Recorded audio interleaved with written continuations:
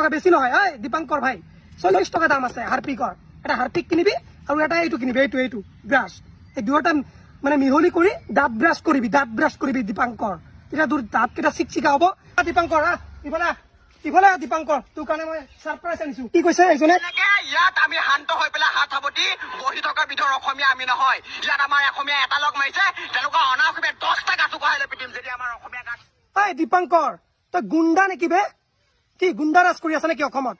কি এজন মাৰিলে আমি 10জন মাৰিম তাৰ মানে কি বুজাব বিচাৰিছা তই গুণ্ডা নেকি ডন আৰে তোক এবাৰ ফিজিকেলি লগ পাব লাগে মোক তোক চাবলৈ মন আছে তোৰ কিমান অকাত তোৰ মোক চাবলৈ মন আছে এবাৰ ফিজিকেলি লগ কৰিম তোক ইমান একদম ফালি কথা কোৱা ন যে এজন মাৰিলে 10জন মাৰিম আৰে তোক কি এই অসম ৰাজ্যখন কি তোক চলাবলৈ কি দায়িত্ব দিছে নেকি দায়িত্বভাৰ দিছে নেকি মানে কি প্ৰশাসন হাতত তুলি লৈছা নেকি প্ৰশাসন নাই আইন ব্যৱস্থা নাই কি বে দীপাংকৰ গুণ্ডাৰাজ কৰি আছা নেকি আৰে দীপাংকৰ তোৰ কাৰণে সাৰপ্ৰাইজ আছে তোৰ কাৰণে ইমান দিনে তোক একো কোৱা নাই দীপাংকৰ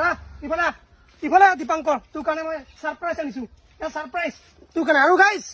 এই ভিডিঅ'টি প্ৰত্যেকজনে শ্বেয়াৰ কৰিব কাৰণ এনেকুৱা গুণ্ডা মানসিকতা থকা মানুহক আমি ঘেণ্টাও কেয়াৰ নকৰো মই যিকোনো সংগঠনক মই শ্ৰদ্ধা কৰো সন্মান কৰো যিকোনো সংগঠনক কিন্তু সংগঠনত কাম কৰা এইজন গুণ্ডাক কিন্তু আমি শ্ৰদ্ধা নকৰো বিশেষকৈ মই শ্ৰদ্ধা নকৰো কাৰণ সি গুণ্ডানি কথা কৈ আছে আৰু এই দীপাংকৰ তোৰ কাৰণে সাৰপ্ৰাইজ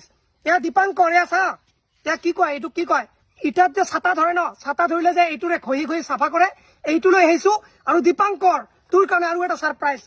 এইটো হাৰপিক চিনি পাইছা নে দীপাংকৰ চিনি পাইছা এইটো হাৰপিক আৰু এইটো ব্ৰাছ কি কৰিম জানা তোৰ দাঁত চাফা কৰিম তোৰ দাঁত ইমানে শিখৰ খোৱা যে তোৰ দাঁত চালে মানে বমি আহে একদম সঁচা কথা মই যোৱাকালি ভাত খাব বহি তোৰ নিউজটো ওলাইছে আৰু নিউজ চোৱাৰ পিছত মোৰ মানে আধা ভাত খোৱা হৈছে মই থৈ পিনে বাথৰুমত গৈ পিনে মই কুলি কৰি আহিছো বুজি পালি তোৰ দাঁতৰ অৱস্থা চালে এইটো কি জানা এইটোৰ নাম হৈছে হাৰপিক আৰু এইটো হৈছে কি জানা এইটো হৈছে ব্ৰাছ এই ব্ৰাছ আৰু হাৰপিক তোৰ কাৰণে গিফ্ট লৈ যাম তোক যেতিয়া ফিজিকেলি লগ কৰিম ন তোক এই হাৰপিক আৰু এই ব্ৰাছ দিম গিফ্ট যাতে তই ভালকে ঘঁহিব পাৰা আৰে তামোল খালে বেলেগ কথা ই ইমানে শিখৰ খাই গাইজ ইয়াৰ দাঁতৰ অৱস্থা চাওকচোন আৰু প্ৰেক্ষাপটত বহাই বোলে ইয়াৰ নিউজৰ সন্মুখত আহি পেক কৰে এই বনৰীয়া কুকুৰৰ নিচিনা পেক কৰি থাকে দাঁতৰ অৱস্থা চা লাজ নালাগে তোৰ তোৰ লাজ নালাগে এই হাৰপিক এটা কিনি লবি কিমান দাম মই কৈ আছো 40 তোৰ দাঁতৰ অৱস্থা চালে ন মানে এনেও ভিডিঅ' মানে স্ক্ৰল আপ কৰি দিয়ে আৰু তামোল খালে বেলেগ কথা তামোল খাই বেলেগ কথা তোৰ দাঁত এনেকুৱা হৈছে যে মানে এই যে লত যে মানে ঝাম ধৰে ন চেম তেনেকা হৈছে তোৰ দাঁত চাফা কৰিবি আৰু দীপাংকৰ এই যে গুণ্ডাৰাজ কৰি আছে ন তই সেই গুণ্ডাৰাজ কৰিবলৈ বাদ দে ভাই ভালকে কিবা এটা আজি আমাৰ অসমীয়া জাতিৰ কাৰণে কিবা মাত মাতিছা ভাল কথা আমাৰ অসমীয়া জাতিৰ হৈ মাত মাতাটো মই এগ্ৰী ঠিক আছে সন্মত তোমাৰ লগত কিন্তু এনেকৈ যে গুণ্ডাৰাজ কৰি আছা এজন মাৰিলে 10জন মাৰিম এইটো কি কথা ভাই আজি 10জন মাৰিবা ইহঁতে 20জন মাৰিব এনেকৈ কি হ'ব অসমখন লাহে ৰখাৰ তলত যাব গতিকে দীপাংকৰ এই হাৰপিক আৰু এই ব্ৰাছ তোৰ কাৰণে আনিছো ভালকে ব্ৰাছ কৰ তাৰপিছত